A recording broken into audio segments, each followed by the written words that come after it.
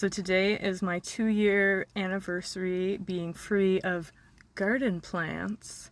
And I shared a couple months ago about my alcohol-free anniversary, and I didn't say how I quit alcohol, but I just smoked a lot more garden plants. And that came to a head during the pandemic. I just smoked way too much, and I was so anxious because of it. And the thing that finally motivated me to quit was that I wanted to participate in a medical study that I couldn't be smoking during. So I quit it, and let me tell you, that was the worst week of my life. Like, I just went cold turkey because I had to wash out for 30 days before I could start the drug trial. So I was just incredibly anxious the entire week. I just felt uncomfortable in my skin. Nothing was relieving it. Nothing made me feel good. I couldn't read my book. I couldn't enjoy watching TV. I couldn't enjoy anything. It was absolutely horrible. And then after a week, I was fine and kind of went back to my normal baseline. And then in the months that followed, I realized that there was a lot of positive things in my life because I had stopped smoking garden plants. So this is my list of the reasons why I continue not to ingest garden plants. Number one, I am way less anxious. I might not even have anxiety anymore. Like, I thought that it helped my anxiety, but no, it exacerbated my anxiety so bad. And now I still get stressed because of stressors, but if there are no stressors, then I can actually have some relief from my anxiety. I'm generally just in a better mood. Like, it's a depressant, and I'm just generally happier because of it. I have fewer days where I feel depressed. I still have depression, but there's fewer days that I am just overcome with the depression. I'm not as tired during the day. Like, I wouldn't be able to sit down without falling asleep before, but now that I don't smoke, I'm a lot more alert. I sleep better, which is interesting because you feel like it helps you with your sleep, but you don't get good sleep when you are high. This one was a weird one, but I now have variety in my dreams. Before, I would have the same trauma nightmares over and over again, but now I actually have just straight up weird dreams in addition to the nightmares. So that was an interesting benefit. I save money each month, which in this economy is very important. I have an easier time focusing, which is really nice. Before, it was a lot of work to focus. It's easier for me to pay attention to nonfiction book that I'm reading, and then retain the stuff that I actually do read, because if I read nonfiction, I usually want to learn something. So now I can actually remember what I read.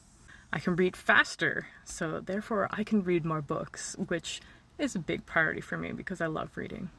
I generally have more time in the mornings because I'm not wake and baking, and that's really nice to have some extra time. I finish my journaling faster in the evenings instead of taking hours and getting distracted all the time. I still get distracted, but it's not as bad. My sinuses are less inflamed, which is really nice because I already have sinus issues.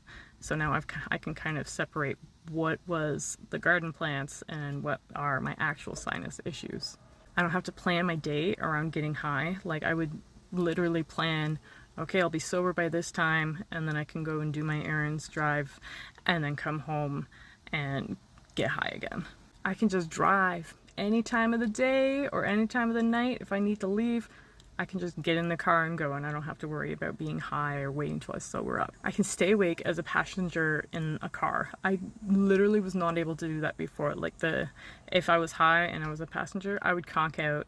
And at first I thought it was because of my sleep apnea, but then I started treating that, and I still could not stay awake as a passenger. But now I can, which makes my husband a lot happier.